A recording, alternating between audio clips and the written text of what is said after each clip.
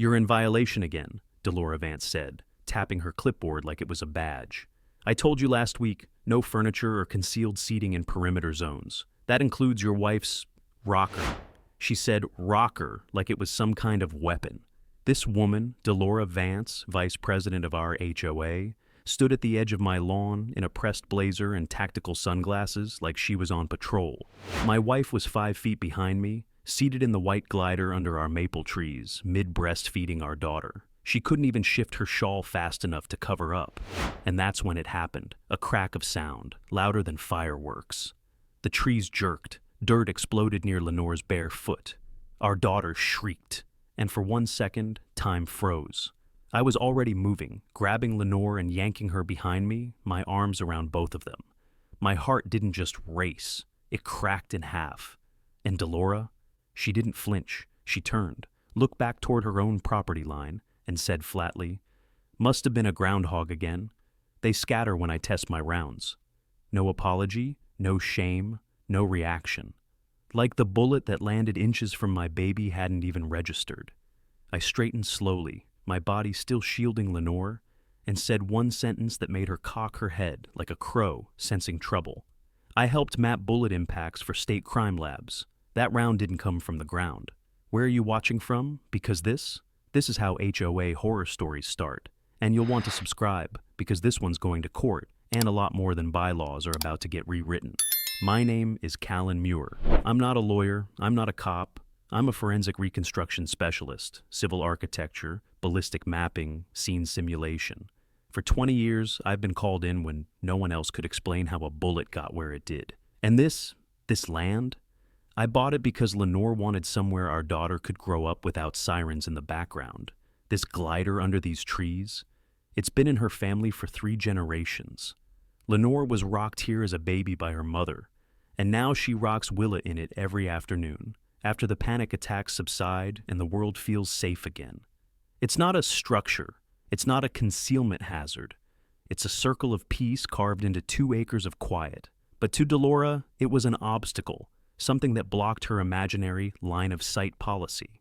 She'd made up that term 3 weeks ago in an email that said residents needed unobstructed views for active threat deterrence. That's HOA speak for, "I want to see into your yard."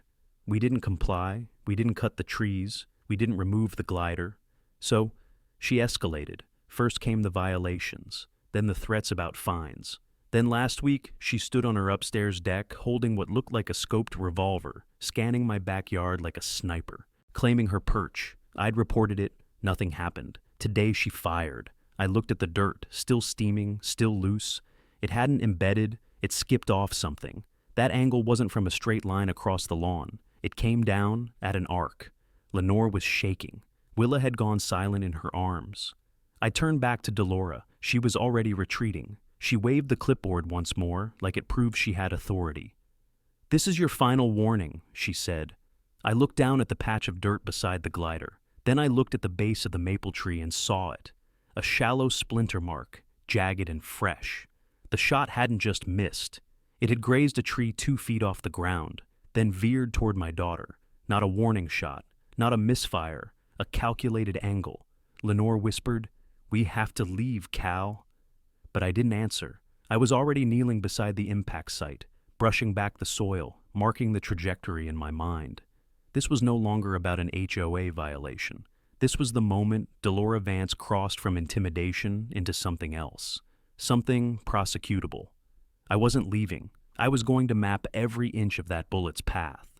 And she was going to learn exactly what it feels like when the evidence talks back. The violation wasn't the first. It was the 5th in 3 months.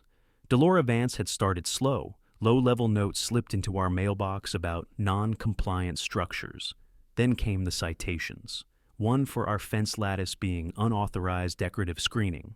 Another for our mailbox being non-neutral in tone. But the one that really set the tone was the second. It read, "Vegetation density exceeding HOA perimeter visibility standards. Trees must be trimmed to allow unobstructed visual access to full lot lines from adjacent properties." That was the first time she used the phrase. Perimeter visibility. There was no such clause in the bylaws. I knew because I had read them cover to cover. I even highlighted every line. There were pages on roofing angles and lawn height and even seasonal decorations, but nothing about visual access between properties. I brought it up at the next HOA meeting, a cramped Thursday night session in the clubhouse that barely seated 20. Delora stood at the front with her binder full of laminated documents and printouts, giving her usual updates like she was briefing a tactical unit. When it came time for open questions, I asked flatly, "Can you point me to the clause that authorizes perimeter visibility enforcement?" She didn't miss a beat. Article 6.3, property owners must maintain landscaping to ensure the visual integrity of lot, lines, and adjacent common space. I had Article 6.3 printed. I pulled it from my coat and read it aloud. Landscaping must not obstruct ingress or egress from community pathways or common walkways. This doesn't say anything about visual integrity. It refers to physical. Blockage! Delora gave a tight smile. We interpret community safety broadly. Visibility helps prevent intrusions. I turned to the board members seated beside her. 3 avoided my gaze. 1 shrugged. That was when I noticed Miles Grosvenor. He was the only one watching me directly, lips tight, eyes heavy like he'd swallowed something bitter. Delora cut off the discussion. "If you'd like to dispute the citation, Mr. Muir, you're welcome to file an appeal in writing within 5 business days." The meeting moved on. Afterward, as people shuffled out into the dark, Miles brushed past me. He didn't say anything, but he slowed just long enough for his fingers to press a folded HOA newsletter into my palm. It wasn't the regular one. It was last month's draft, never released. The headline read, "New Visibility Standards Under Review, Project Watchline." The ink was faint, like someone had tried to shred it and pulled it back out. There were notes scribbled in the margin, a list of priority lot lines. Mine was second. Delora was drafting enforcement measures without board approval, but nothing in the newsletter was overt enough. There was no weapon mention, no threat. Just phrases: rear boundary fencing audit, concealment risk hedges, test line clearances. The phrase live deterrent field test appeared once. I didn't know what it meant then. I would learn later. After the meeting, I went home and pulled the HOA charter. If the board hadn't voted on a policy, Delora had no authority to invent one. But the language in the documents was vague, and she was using that gray space to press her agenda. And the thing is, most neighbors didn't fight it. They trimmed trees, removed hedges, and moved chairs inside just to avoid confrontation. Creswood Hollows was quiet by design. People here wanted peace, not politics. And Delora weaponized that silence. She walked our streets like a deputy, held her clipboard like a badge, and acted like the rules bent around her discretion. But I was different. I didn't come here to challenge anyone. I came because my wife needed quiet. She'd struggled after the birth, night terrors, panic attacks, fear that something would go wrong if she couldn't see the sky. That's why we didn't build a deck or put up patio screens. We planted trees. Lenore's therapist said nature and routine would ground her. That's what the glider chair gave her, stillness in the swirl of fear. Delora saw it as a target, and now she'd fired into our yard. The sheriff might have dismissed it, but Delora's pattern wasn't starting today. She'd been building it, brick by brick, and she didn't know I'd been documenting her every move. Miles Grosvenor didn't speak to me for weeks after the meeting. Not directly, not publicly, but I saw him, always watching. He wasn't like the other board members. He didn't rehearse phrases like property value preservation or wear his HOA badge like a second skin. Miles looked tired, not just the physical kind, deeper, like someone living under a weight he couldn't set down. The neighborhood newsletter said he handled finances, but the signature under his emails said treasurer and acting secretary. That meant he had access to the internal logs, everything Delora had written, approved, or pushed through without board consensus. I didn't press him, not then, not yet. But the day after the shooting, I spotted him across the street from my driveway, hands on his hips, staring at the line of trees that separated our lots from Delora's. He wasn't inspecting, he was measuring. He had no clipboard, no tablet, just an old-fashioned builder's measuring wheel in his hand and a frown on his face. I stepped out with my coffee, kept my voice even. Didn't think the board measured trees anymore. He flinched, not much, just a twitch of the shoulder. "I'm not here for that," he said. "Then what?" He hesitated, looked down the street both ways. Then his eyes met mine and held. She submitted a proposal last month, called it the Watchline Protocol. She said it would standardize sightlines across the entire neighborhood for safety audits. And you approved it? No, he said quickly. She never let it get to a vote, just enacted it. Claimed it fell under urgent safety measures. She's citing Clause 5.2, emergency discretion. That clause is for fallen trees, electrical hazards, broken infrastructure. Miles nodded. I know. He stared at the ribbon I'd tied to the maple tree, bright red, fluttering just above where the bullet had carved a splintered notch into the bark. You filed a police report? He asked. Sheriff Weller called it a coyote scare, said Delora was on her property, weapons registered, no harm done. Miles exhaled, slow and shaky. I heard the shot. I was inside, on a call. My window was open. I didn't see it, but he trailed off. The sentence hung there, half-born, swaying like the ribbon. I think it came from her deck, he finally said. I didn't reply. I didn't need to. Miles looked back at the trees. You're going to do something, aren't you? I already started, I said. Impact depth, angle, soil displacement. The strike pattern in the wood confirms downward arc. That shot wasn't fired from the ground. Miles closed his eyes. God help us. Then he handed me something. It was a USB drive, no label, no explanation. I didn't give this to you, he said. He turned and walked away before I could say another word. That night, I plugged it into my offline terminal. No internet, no cloud sync, just a closed system I use for forensic modeling. There were files, internal HOA meeting minutes, unedited, time-stamped, some with audio snippets, memos labeled Draft Do Not Circulate. One folder was named Stage 2. Inside were references to boundary, markers, complaint escalation protocols, and a PDF titled HOA Visibility Zones Enforcement Map. On that map, my lot was outlined in orange. The legend called it Zone, Obstructed or Non-Compliant. There was a date next to it, last Thursday, the day before the shot, and one audio file, 32 seconds long, poor quality, probably recorded from a pocket. Delora's voice low and clipped. If they won't clear it voluntarily, a warning shot might accelerate compliance. Animals don't walk that straight. I sat there, staring at the waveform. My daughter had been 10 feet away. Delora Vance, vice president of the HOA, had treated my child like a variable in her enforcement campaign. And now I knew I wasn't crazy. I wasn't overreacting. I had the pattern, I had the map, I had her voice, and I had Miles Grosvenor, quiet, scared, but finally cracking. He wasn't just a witness now. He was my ally. Delora escalated the next morning. A formal violation notice was taped to our door. Not mailed, not emailed. Taped, like a warning, like she wanted us to feel it before we read it. It was typed in bold and printed on HOA letterhead, but the language was all her. Final enforcement action. Pending continued refusal to comply with community. Visual standards will result in HOA-led removal of non-compliant items. Non-compliant items. The glider chair, the trees, the one spot on our property where Lenore could sit, nurse, and not feel like the world was pressing down on her chest. I called the HOA office. The receptionist transferred me straight to voicemail.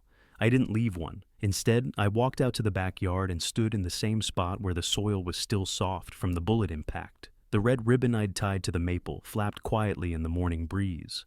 Lenore watched me from the kitchen window, baby on her shoulder, her free hand clutching the windowsill like it anchored her to the house.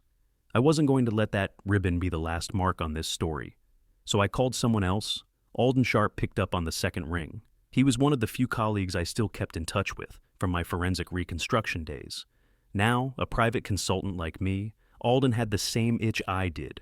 Needles buried in dirt, impact paths, the geometry of truth. He understood trajectories the way some people understood music. You still doing scene validations? I asked. He grunted. You still paying?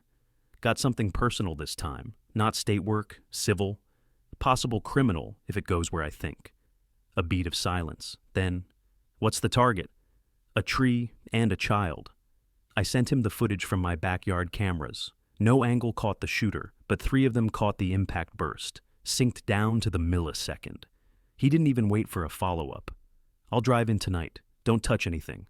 By evening, Alden was standing next to me with his tripod, soil corer, and laser pothing. Tools. The man moved like a ghost, silent, methodical, muttering calibration notes under his breath. After 2 hours of measuring the bullet's trajectory, he stood back and nodded. "She lied," he said simply. "She said it was a ground-level misfire," I replied. "No chance. Based on angle and depth, this round came from an elevation of at least 7 feet, possibly higher, depending on firing stance. Delora's rear deck stood precisely 8.5 feet above grade. Alden took photos, logged samples, pulled the slug from the tree trunk with surgical precision, and sealed it in a sterile evidence tube. "You want striation analysis?" he asked. "Chain of custody? I'll lock it personally. We'll do the match at my lab. Quiet." It was already enough to rattle the right people. But I didn't just want truth. I wanted consequence. I wanted Delora's clipboard to snap in half when she realized she couldn't outrun the evidence. The next day, she struck again. This time, she posted a laminated sign to our mailbox. "Removal notice. Unauthorized items on lot. 14 will be disposed in accordance with community cleanup code." Lenore found it before I did. She stood by the road, pale, shaking, gripping the stroller handle so tight her knuckles went bloodless. "She's going to take the chair," she said. "Not before I finish what I started," I replied. I walked into the house and pulled the neighborhood plat map from the drawer, the one we got during escrow. I measured distances, cross-checked with the HOA's own enforcement zones. Our glider chair wasn't within any easement. The trees were planted 5 feet inside our line. Everything was legal. Delora's threats had no legal grounding, but legality didn't matter to her. Control did. So I called Miles. "I have trajectory proof," I told him. "Chain of custody's clean. Independent expert signed it." He was silent for a long time. Then he whispered, "Then you're going to need what's on my laptop." "What is it?" "A motion Delora drafted for next week's meeting. Emergency resolution to authorize private contractor cleanup for visual obstructions. She wants the board to vote on retroactive enforcement. She's trying to legalize the hit after the damage." Exactly. And I knew right then. I wasn't just documenting anymore. I was preparing to strike back. The email came at 2:14 a.m. No subject line, no signature. Just a file attachment named HOO Board Draft, March V2 PRAF. And a short message. "She doesn't think anyone's watching. She's wrong." It had to be Miles. I downloaded the file to my encrypted folder and opened it offline. Inside was a board packet marked Confidential, Internal Draft Only. 37 pages. The title on the first read, "Proposal for Emergency Enforcement Expansion, Phase 2, Visual Obstruction, Removal and Deterrent Protocols." Buried on page 12 was a clause that turned my stomach. Where voluntary compliance fails, HOA-authorized agents may conduct proactive deterrent demonstrations within line-of-sight zones to promote policy adherence. Demonstrations. That's what Delora had called it when she fired a round into our yard, a deterrent demonstration. This wasn't a rogue act. She was building doctrine. At the bottom of the page was a bullet point list of compliance-resistant properties. Lot 14 was first, ours. My fingers hovered over the keyboard for a long time. I wasn't just going to respond. I was going to dismantle every lie she built, brick by brick, clause by clause. By morning, I was back in the backyard with Alden. He'd stayed overnight in town and returned with the results. The slug he pulled from our tree was a match to a .357 Magnum registered to Delora Vance. The striation pattern was conclusive. 5 land and groove impressions, clockwise twist, matching micro burrs found on test samples Alden had taken from public range casings. "She's not going to be able to talk her way out of this one," he said, holding up the final report. "We're not done yet," I told him. "I want the visual." He raised a brow. "Modeling?" I nodded. "Full-scale digital reconstruction. Every tree, every chair, every fence post. I want the moment of impact frozen in 3D. It took us 6 hours. I pulled aerial drone footage from real estate listings and public GIS data. Alden fed in the trajectory coordinates, impact angles, and GPS offsets. We built the glider, the trees, the deck, the angle of sunlight at the time of the shot. Every variable, The result was irrefutable, a bullet arc traced from Delora's second-story deck directly to the impact point, 1 meter from my daughter's blanket. I rendered it into a looping animation. In one version, we highlighted the bullet path in red. In another, we showed it pass directly through the space where Lenore had been seated. If she hadn't leaned forward slightly to adjust Willa's blanket, it wouldn't just prove recklessness, it would terrify. Alden leaned back, arms crossed. "You're not taking this to the sheriff?" "They already dismissed it once," I said. "But Delora's not the only one with tools." I compiled everything into a clean drive. The report, the model, the audio file Miles gave me, the enforcement proposal with her language about deterrence. It wasn't evidence for law enforcement. It was evidence for everyone else. Neighbors, journalists, voters. Delora had built her authority on secrecy and intimidation. So, I was going to burn it under sunlight. That night, I met Miles again, this time at the corner of the park after dark, where the HOA held seasonal events. It was empty now, except for the glow of a single lamppost and the low buzz of summer insects. He looked worse, pale, gaunt, like sleep hadn't touched him in days. "I've got more," he said, handing over a second drive. "Board chat, transcripts. She's trying to push through a motion to allow private enforcement visits for future violations. She's militarizing an HOA." Miles nodded. "I never thought it would get this far. I thought it was just power games, not—" He didn't finish. I put a hand on his shoulder. "You're doing the right thing. I just didn't want anyone to get hurt." I didn't tell him that someone already had, not physically. But Lenore hadn't gone back to the glider chair since the shot. Willa had started crying more often, small, startled whimpers that came from nowhere. The wound wasn't in the skin, it was in the ground beneath our feet. And I was about to put the truth of it in front of every neighbor who ever wondered if the rules were worth the fear. Lenore stood at the back door, one hand on the glass, the other curled protectively around Willa. She hadn't stepped outside in 2 days, not since the shot. The glider chair sat untouched under the trees, half-shadowed now, like it belonged to someone else.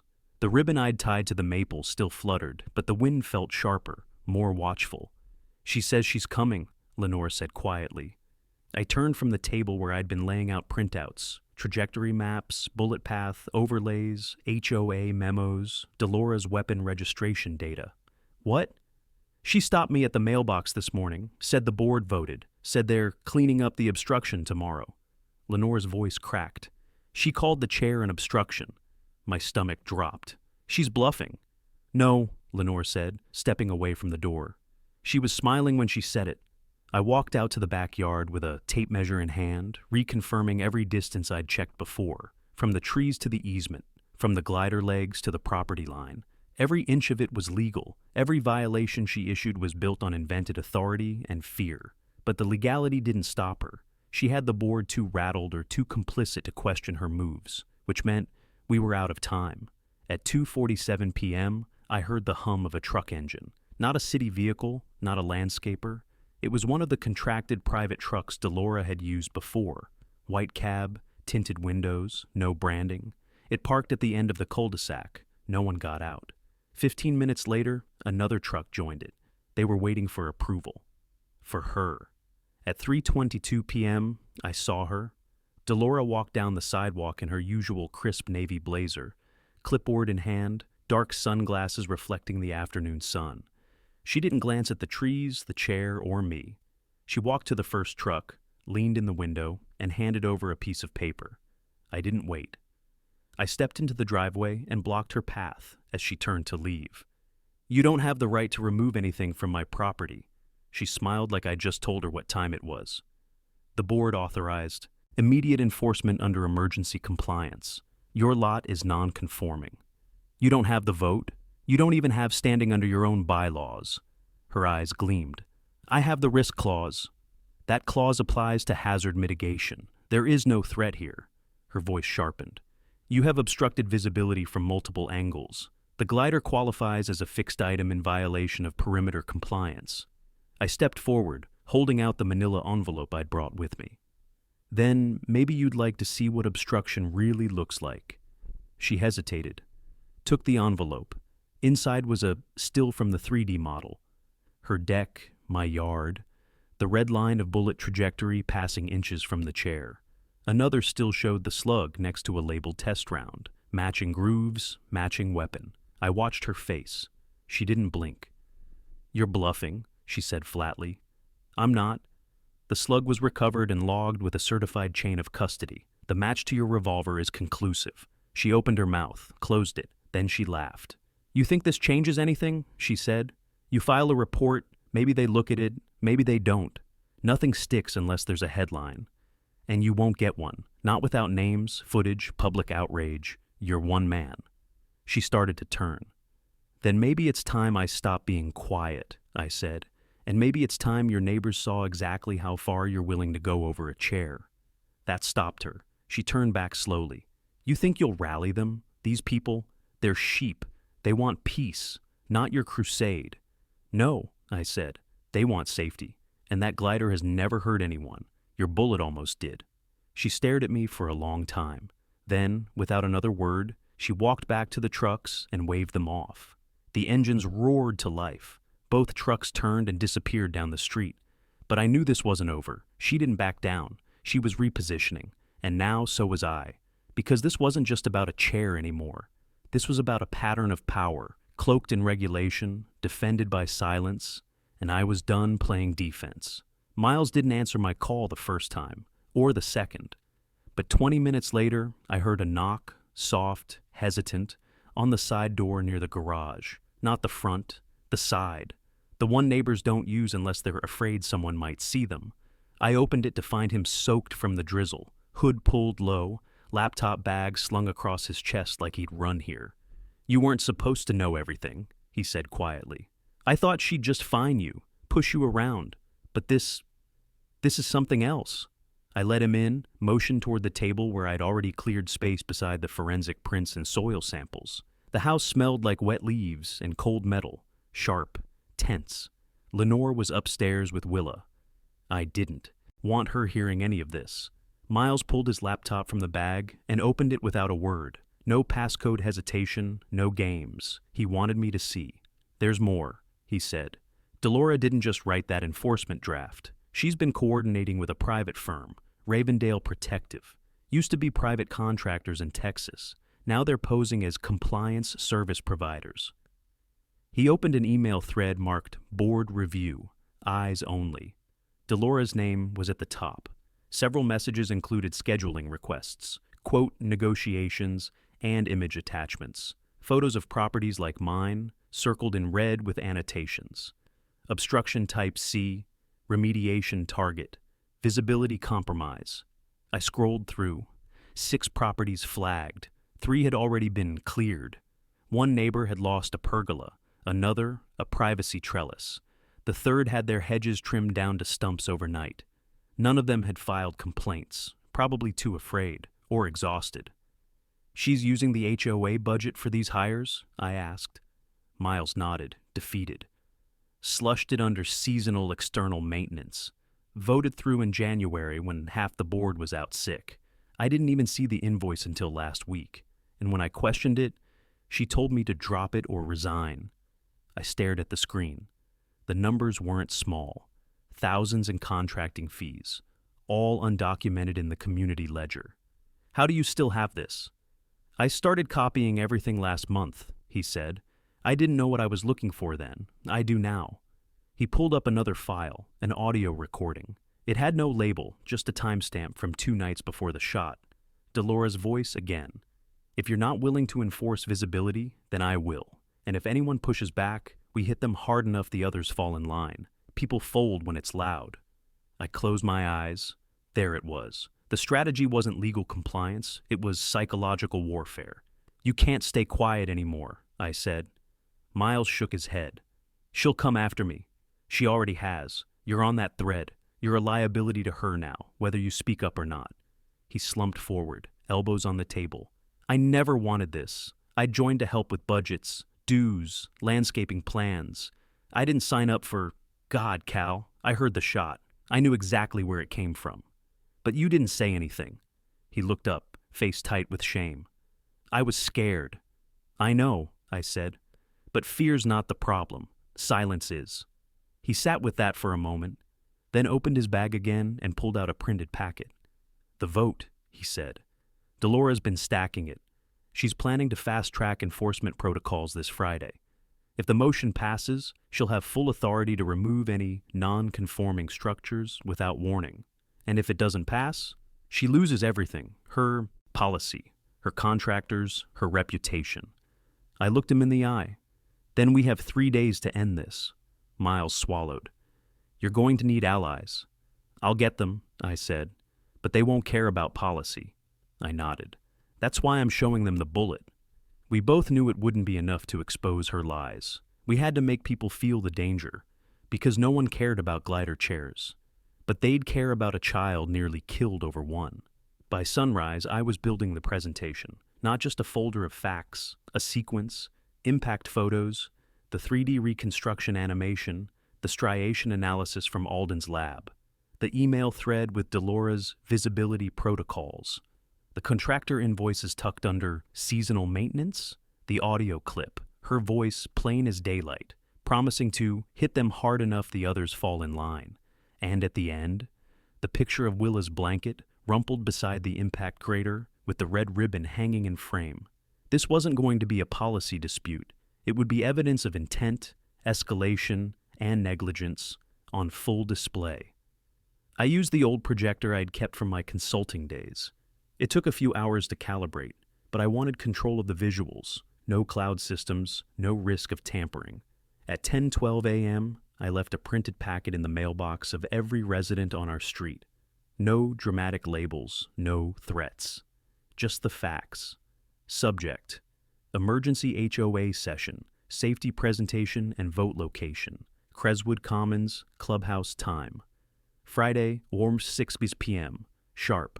What you're about to see affects every property in this community. I signed it. Name, address, unit number. No hiding. Lenore stayed quiet while I packed the last folder. She watched me from the hallway, Willa in her arms, both of them still in pajamas. "She won't back down," she said softly. "She won't need to," I replied, "because she won't have anyone left to stand with her. She'll come after you, after us." "She already did." Lenore stepped closer. Her hand grazed mine. "Just promise me something. Anything. When this is over, plant something where it landed, something that grows." I nodded. "Yeah, I will." By noon, I was in the garage setting up the remote screen that would play the bullet path simulation. I'd designed it so any neighbor, whether they attended the vote or not, could stream it from their phone after the meeting. I kept thinking about the chair, how simple it was, worn white paint, faded cushion, a gift passed down through Lenore's family, and how Delora had marked it as a target. Later that day, I met Miles behind the HOA office. We didn't speak until we were out of range of the surveillance camera mounted near the parking sign. "I sent the vote notice to every board member," he said. "Official agenda includes your presentation. I marked it under Resident Safety Review. That gives you 8 minutes uninterrupted." "Enough," I said. "They won't need more." Miles looked down at the folder in my hand. "What if no one believes it? What if they think you faked the data?" "I'm not asking them to believe me. I'm asking them to look." He hesitated, then reached into his coat and handed me a final printout. "What's this?" "A proxy list. 10 residents who won't be able to attend but authorized me to vote on their behalf." I scanned the page. All signatures, all compliant with HOA charter rules. Miles cleared his throat. "They've seen the hedge removals, the pergola. One of them said their solar panels were suddenly marked for shadow violation. They're scared, but they're not blind. That puts us over quorum? Way over. 63 potential votes. Delora's block is 10 at best. And the motion?" Miles pulled another sheet. I wrote it clean, no fluff. "Motion to revoke the Watchline Enforcement Directive and remove any director found in violation of procedural authorization standards." "Good," I said. "We don't just end her policy, we end her seat." He gave a small, tired smile. "You ready for this?" I didn't hesitate. I was ready the second she stepped onto my property with a gun. As we walked back toward the parking lot, I caught sight of the glider chair again in the distance. Still there, still untouched.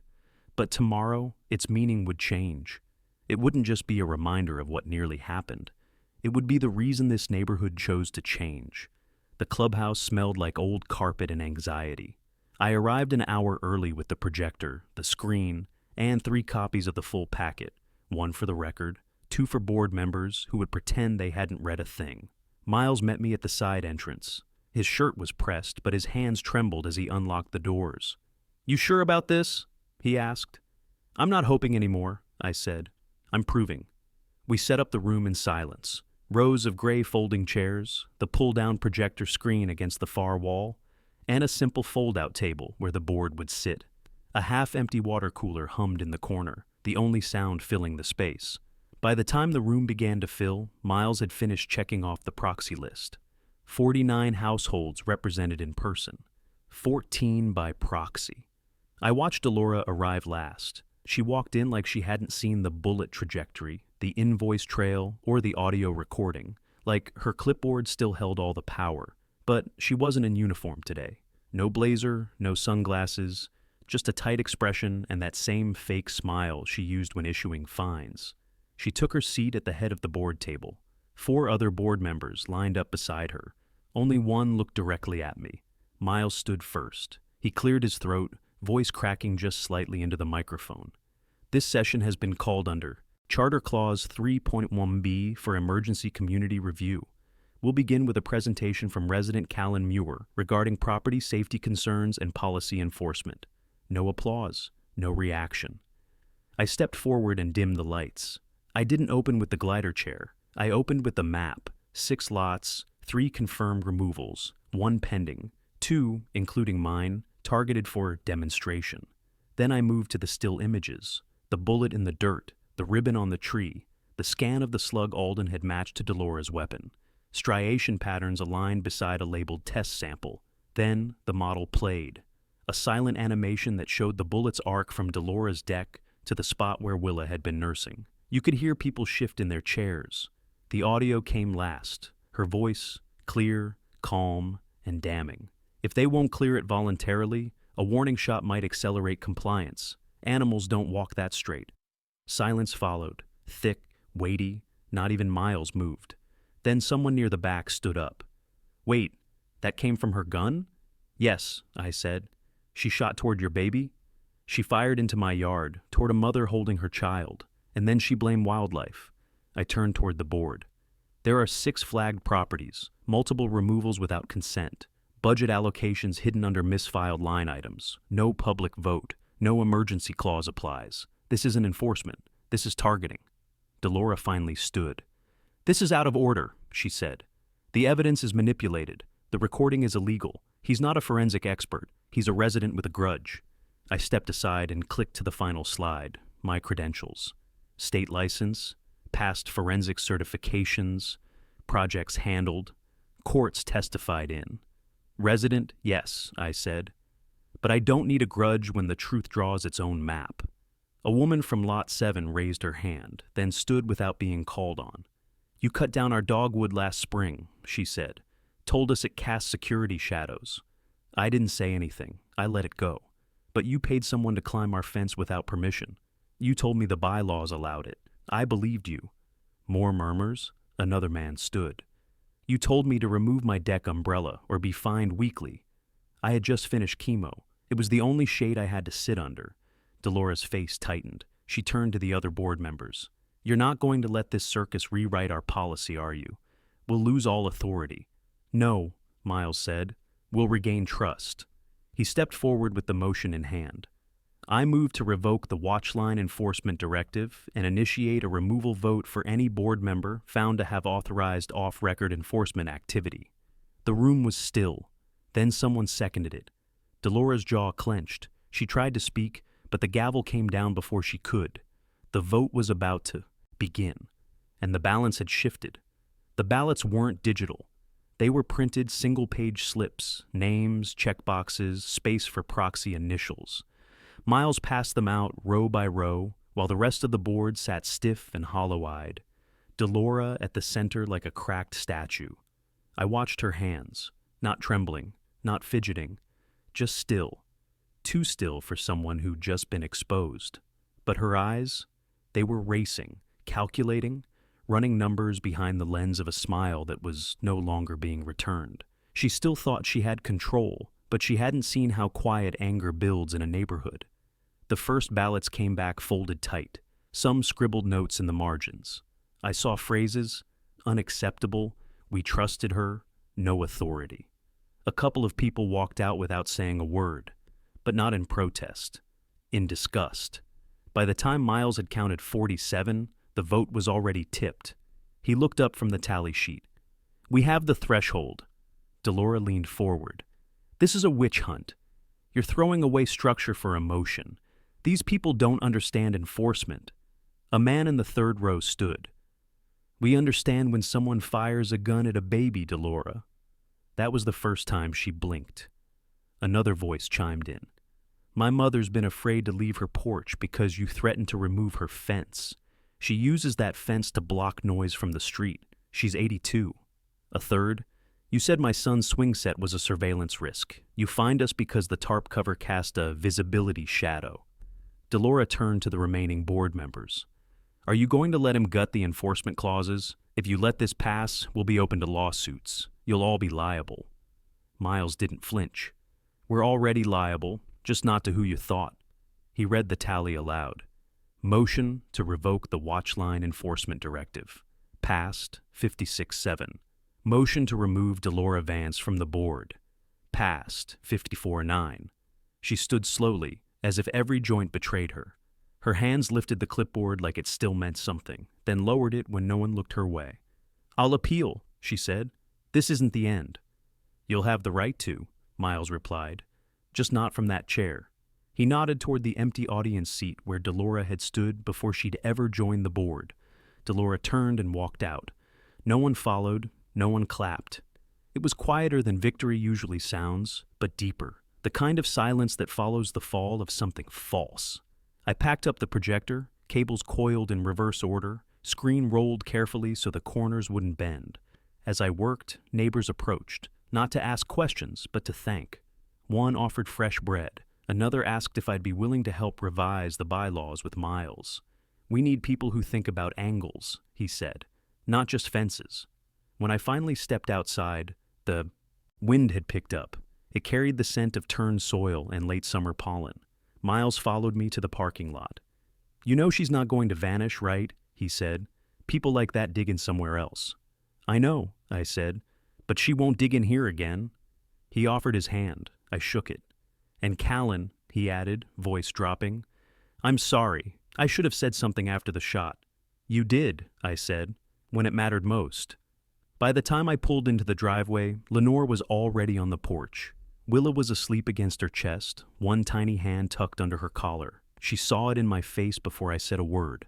"It's over?" she asked. "Officially." She nodded, not smiling, just breathing. The kind of breath you take when something tight in your ribs finally lets go. We walked to the backyard together. The glider chair was still there, still white, still real. I picked up the red ribbon from the tree, folded it in my palm. "It's safe now?" I said. And for the first time since that shot, Lenore sat down in the glider again, Willa cradled against her. No fear, no clipboard, no shadow overhead. The next morning, I woke to a voicemail from Sheriff Weller. His tone was different this time, measured, uncertain. "Mr. Muir, I received some materials overnight. Ballistic report, trajectory model, chain of custody logs. I need you to come in. Bring the original copies." I didn't ask who sent them. Miles had followed through. At the station, Weller looked smaller, without his badge clipped to his chest. He gestured me into a side room, not the main office, like he didn't want others overhearing. He slid the folder across the table. "You did all this yourself?" "With certified support," I said. "Chain is clean, trajectories confirmed. That round matches Delora Vance's registered .357. It wasn't a warning shot. It wasn't a misfire. It was a controlled angle from elevated position, fired into a residential property." He flipped through the diagrams again, jaw locked.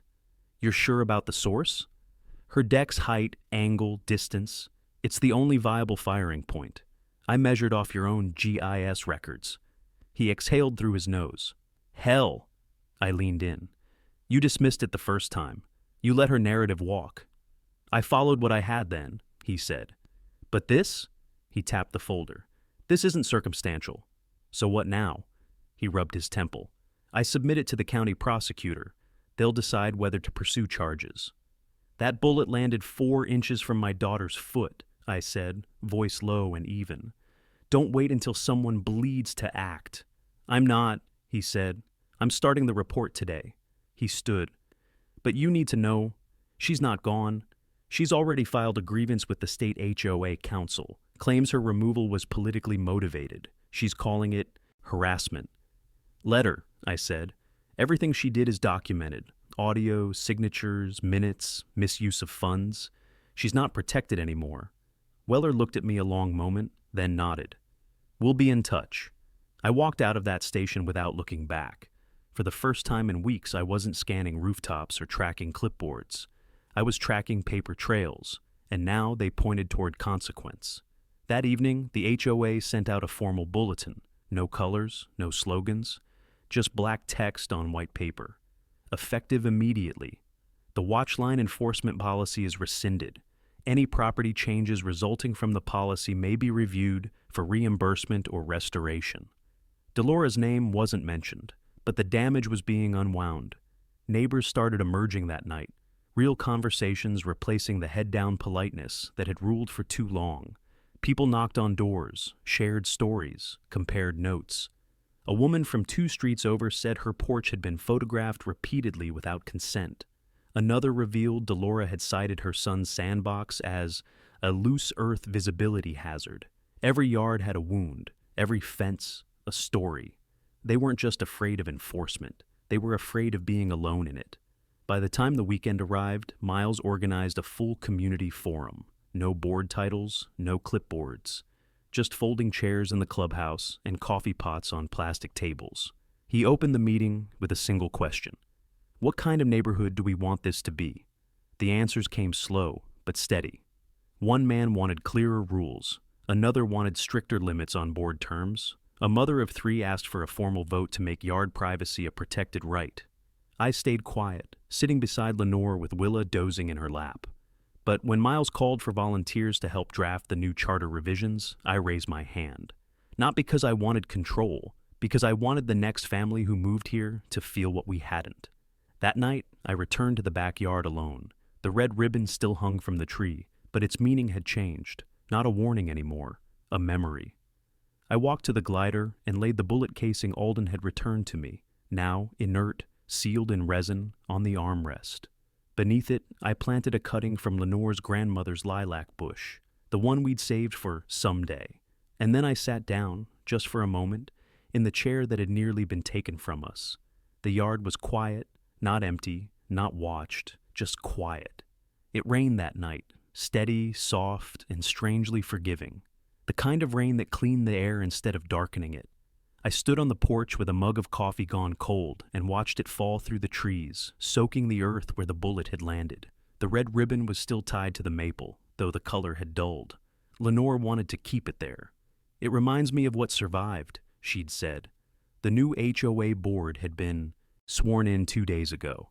Miles was interim president until the next election. The first order of business had been unanimous. A permanent privacy protection amendment for residents, outlawing unauthorized enforcement, photography, or entry onto private property. They named it the White Rock Clause. I didn't speak during that meeting. I sat in the back and watched as the motion carried. Every vote a quiet echo of defiance against the fear that had ruled this neighborhood. There was no cheering, no celebration, just relief. Delora Vance was under county investigation now. Sheriff Weller had confirmed it himself. The state prosecutor's office accepted the ballistic report and the audio evidence. Reckless endangerment. Illegal discharge of a firearm within residential boundaries. Misuse of HOA funds. They seized her service revolver and placed her under a pretrial supervision order. She'd be facing a public hearing within the month. The neighborhood had started to change already. The fences were being rebuilt, not lowered. The hedges were growing back, thick and green. You could hear kids again, bikes scraping driveways, laughter echoing from porches. For the first time in months, people waved when they passed. But it was the smallest sound that struck me most, the creak of the glider. Lenore sat in it that morning, Willa asleep against her chest. The wood moved gently beneath her. soft, rhythmic sways, like the world had finally exhaled. The lilac sprout had taken root nearby, small and stubborn, catching raindrops in its tiny leaves. I walked over and knelt by it, pressing 2 fingers into the soil. It was cool, rich, untouched now. No bullet marks, no splinters. Just growth. "You did it," Lenore said quietly. "We did it," I corrected. She smiled, brushing Willa's hair back.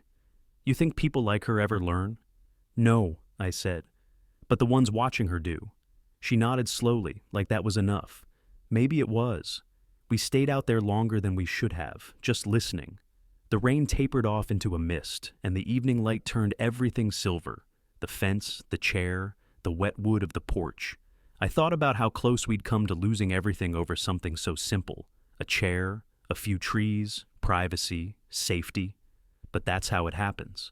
They take small things first. The rest follows. Miles called later that night.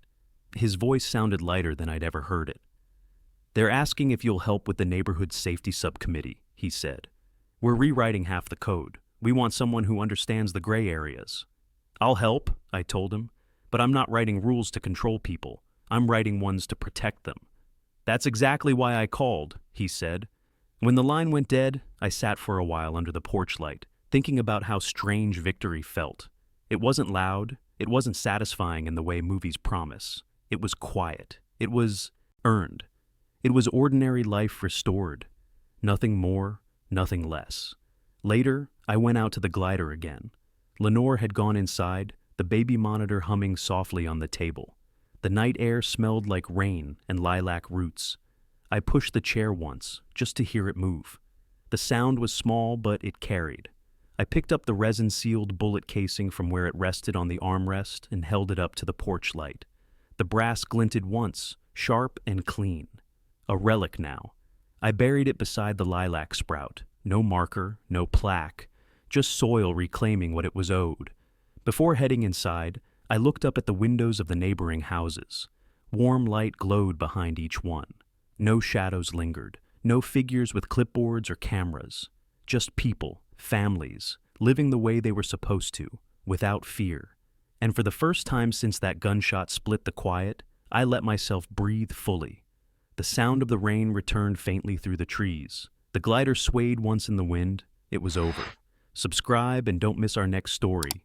Trust me, you'll feel it. And tell me in the comments, what injustice should we tackle next?